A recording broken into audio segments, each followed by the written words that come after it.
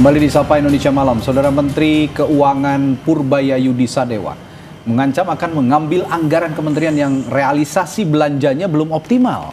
Ia memberikan tenggat waktu hingga bulan Oktober. Purbaya menyebut dirinya akan ke kementerian-kementerian yang memiliki performa penyerapan anggaran kecil.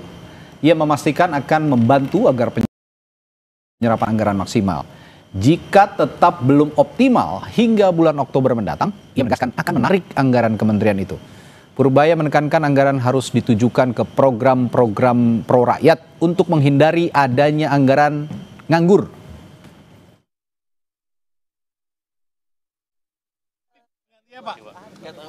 Besok Menteri Keuangan untuk rencana kerja lebih ke DPR Pak jadinya.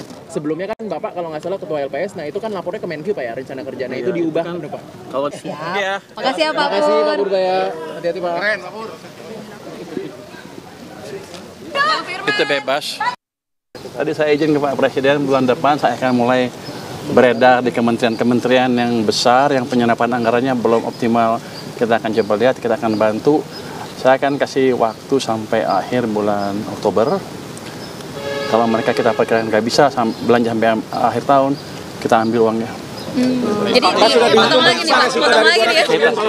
Kita sebarkan ke program-program yang langsung siap dan berdampak ke rakyat. Saya nggak mau uang nganggur. Saudara Menteri Keuangan Purbayayudi Sadewa ancam akan tarik kembali anggaran kementerian yang tidak optimal melakukan belanja atau menyerap anggaran. Apa implikasi dari pernyataan Menteri Keuangan ini? Akankah kementerian bisa lebih efektif dan efisien dalam menggunakan anggaran mereka? Kita ulas bersama Wakil Ketua Komisi 11 DPR RI Muhammad Hekal dan Direktur Eksekutif Selyos Bima Yudhistira. Selamat malam Mas Bima. Selamat malam. Pak Hekal, selamat malam. Selamat malam. Baik. Pak Hekal, saya ke Pak Hekal dulu nih. Sampai Menq baru mengeluarkan ancaman, sebenarnya bagaimana penyerapan anggaran di kementerian kalau menurut pengamatannya Komisi 11 nih? Saya rasa itu sebetulnya bukan ancaman ya, itu lebih ke memang beliau mau mengoptimalkan uang yang ada di dalam pemerintahan. Nah itu kan kita udah dengar dari awal beliau semenjak jadi menteri ini kepengen melihat perputaran uang ini berjalan di dalam perekonomian lebih cepat supaya bisa menggairahkan semua roda dan mesin-mesin ekonomi yang bisa digerakin gitu kan. Ya. Jadi saya rasa kan kita udah lihat beliau belum apa-apa langsung mindahin duit 200 triliun sekarang duit yang ngangguran atau belum kepake oleh kementerian dan kira-kira tidak akan kepake, ya sudah kita pakai buat program-program yang masih bisa, yang masih sempat dalam waktu 2-3 bulan terakhir tahun ini gitu kan. Jadi saya rasa sih sebetulnya ini juga pecutan juga buat kementerian yang mungkin masih belum selesai atau belum bisa menggunakan anggarannya ya.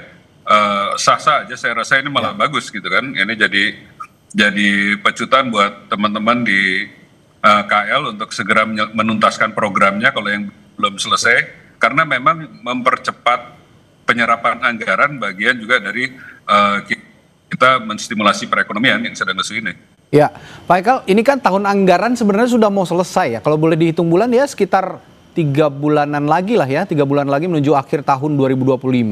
Berdasarkan koordinasi atau komunikasi Komisi 11 secara periodik dengan berbagai kementerian, sebenarnya berapa banyak anggaran yang belum diserap kementerian tahun ini? Ada nggak datanya? Ada sih, tapi itu variatif. Ini saya lihat ada dari yang baru penyerapannya masih di bawah 50%, tapi ada juga yang sudah di atas 70% gitu kan.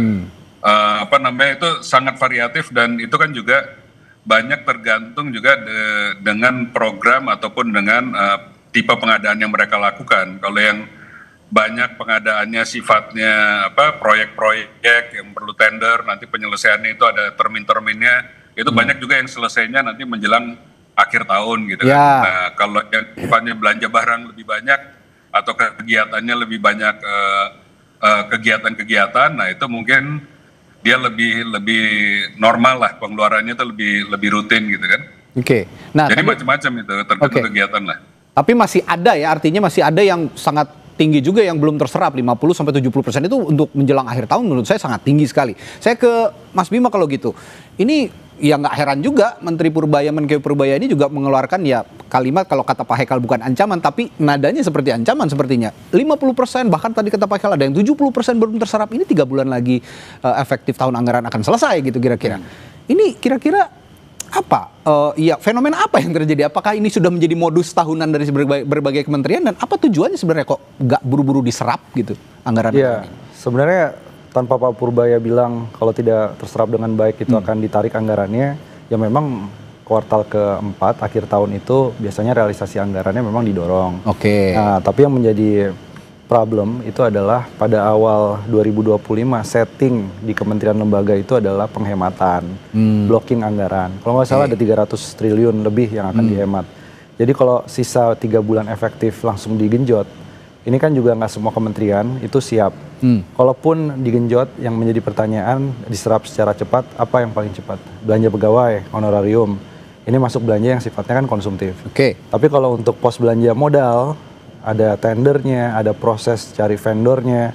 Ini lebih baik Pak Purbaya untuk yang kementerian teknis butuh tender dan lain-lain nggak bisa dipercepat karena nanti kualitas dari penyalurannya bermasalah. Korupsi di situ bisa jadi salah satu resiko. Lebih baik fokusnya di 2026 untuk yang memang belanja yang sifatnya belanja modal.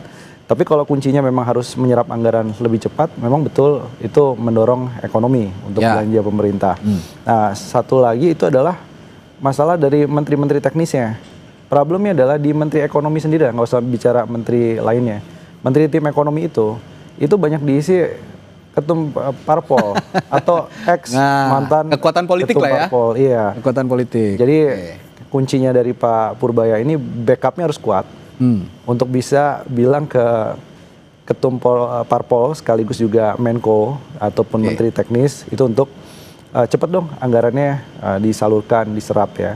Dan itu ada dukungan politik harusnya di belakang Pak Purbaya mempercepat itu kalau dia mau. Oke. Ngomong-ngomong soal kekuatan politik, kita juga malam hari ini ada Pak Hekal yang juga orang politik, Pak Hekal. Pak Hekal, kalau Pak Purbaya bicara seperti itu, seberani itu, tadi disinggung oleh Mas Bima, bahwa di kementerian-kementerian teknis juga diisi oleh petinggi-petinggi partai politik, bahkan ada yang menjadi ketua umum partai politik. Nah, sejauh ini ada nggak kendala untuk merealisasikan apa yang diinisiasi oleh Pak Purbaya ini tanpa ada hadangan politik menurut Pak Hekal?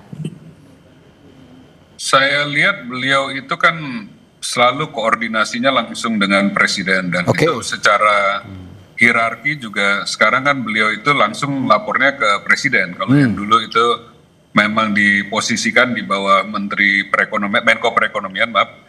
Sekarang kan memang langsung lapornya ke presiden. Jadi sebetulnya beliau sudah punya dukungan politik yang paling kuat, gitu kan.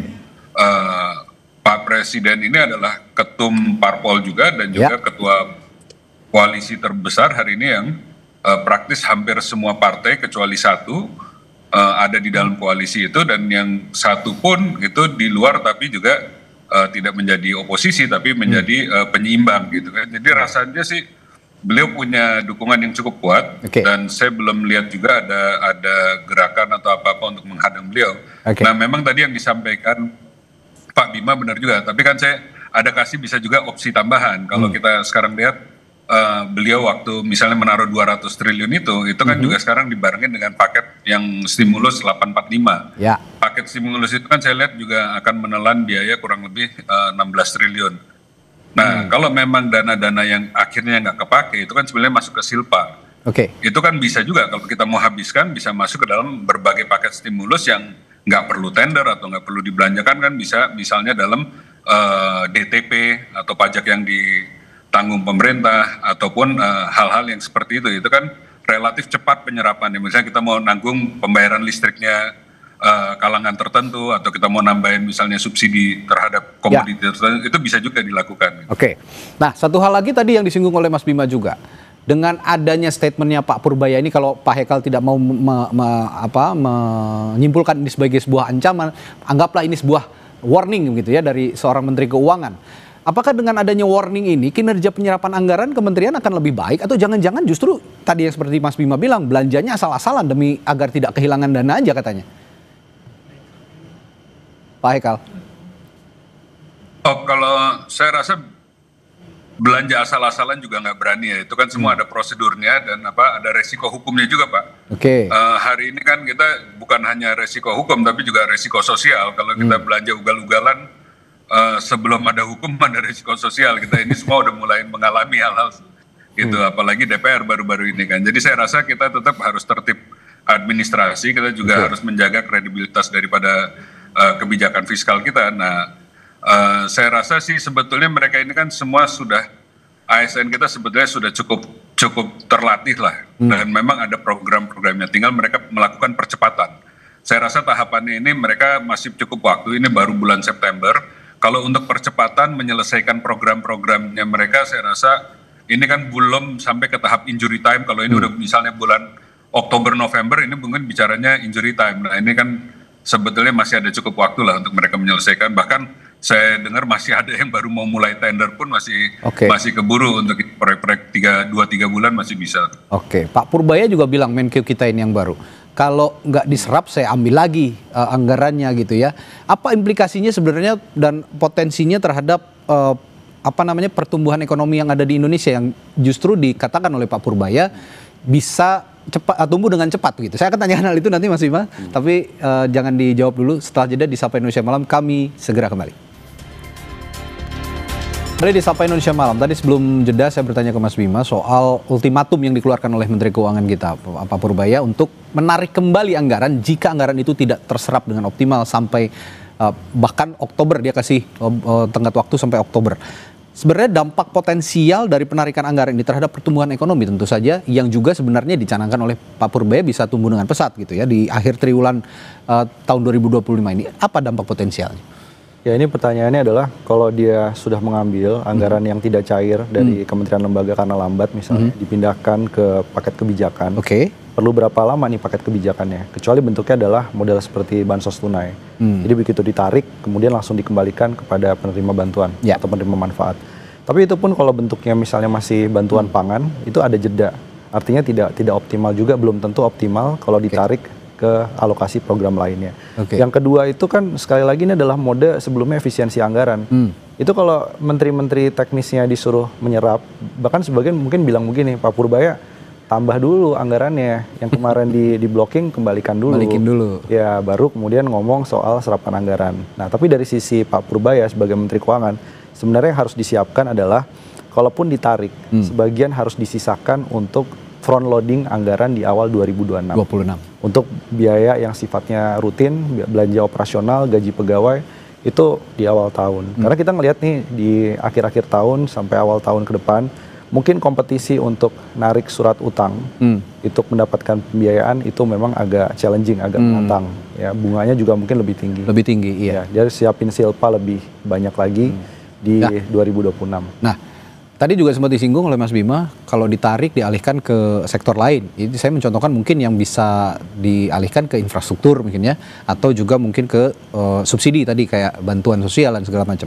Tapi bagaimana pengaruhnya ke defisit APBN dan utang negara kalau gitu? Ya, itu dia. Kalau ditarik, ini kan artinya ditarik dan langsung dibelanjakan. Sementara satu lagi variabel yang belum disebut dari tadi adalah soal penerimaan pajaknya bagaimana. Ya, betul.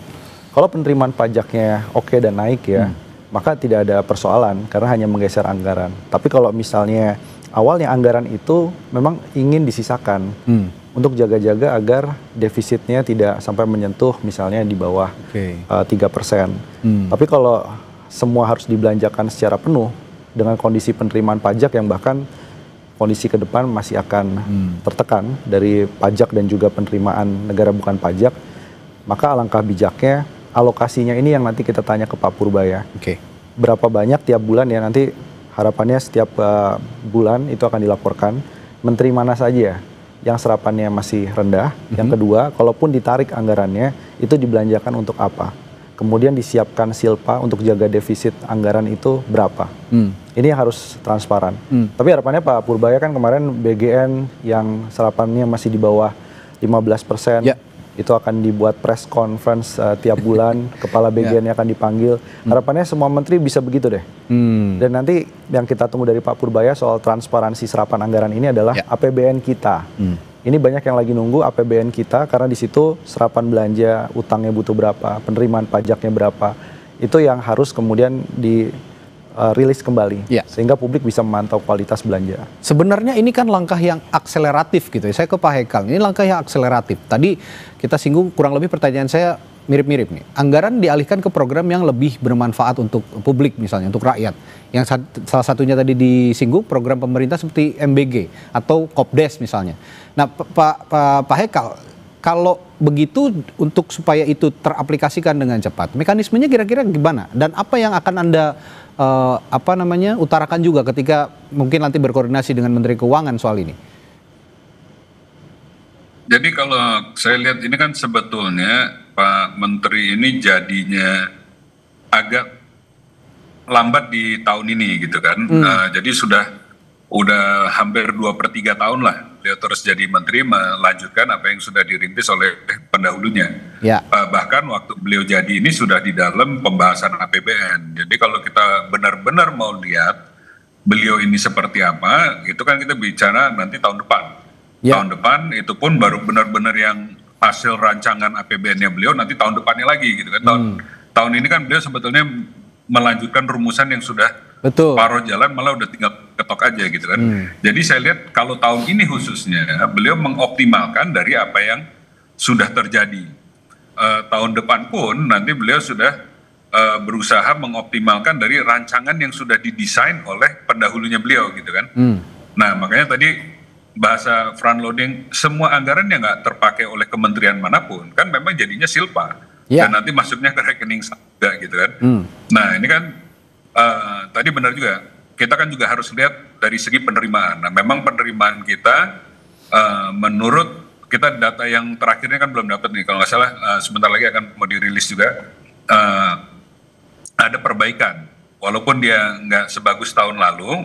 Kan kita dengar penerimaan pajaknya memang agak drop, tapi bulan demi bulan membaik gitu kan. Dan dengan semenjak ada Pak Dirjen baru, angkanya membaik terus. Nah mudah-mudahan ini kan bisa mengejar terus. Jadi sebetulnya itu kan beliau pasti melakukan matching gitu, dari yang penerimaannya berapa dan kira-kira nanti ada kelebihannya berapa. Nah ini kan nanti bisa dihitung, semakin dekat ke akhir tahun semakin kelihatan. Nah tinggal apakah kelebihan duit ini kan bisa macam-macam. Tadi bisa kalaupun nggak sempat nih mau dibelanjakan atau diputar tempat lain, bisa juga kita mengurangi penerbitan utang-utang baru seperti yang kemarin dilakukan. Oke lah, ini kelebihan SAL kita pakai buat mengurangi defisit deh, 80 triliun kita arahkan buat mengurangi defisit, bisa juga dipakai seperti itu. Nah ini kan semua juga meringankan APBN, tinggal kita pilih.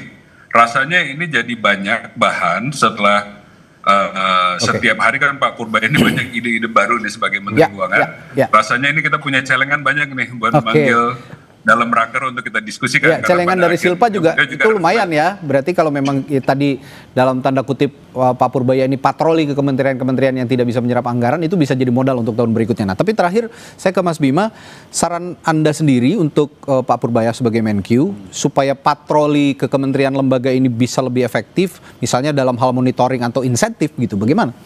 Ya, yang paling penting harus diyakinkan secara teknis di kementerian bahwa memang anggaran ini sebenarnya bisa terserap. Dan nanti akan ada asistensi dari Kementerian Keuangan. Tapi juga harus meyakinkan menteri-menteri tadi, oke Pak, mohon maaf anggarannya kita geser dulu untuk program-program yang mungkin dibutuhkan oleh masyarakat. Tapi kalau programnya sama aja pencairannya lambat seperti makan bergizi gratis yang sekarang 71 triliun alokasinya baru terserap kecil. Nah itu menteri yang akan dipatroli itu juga akan bilang kan, ya kalau gitu mendingan nunggu ini cair aja, nggak usah diutak-atik dulu.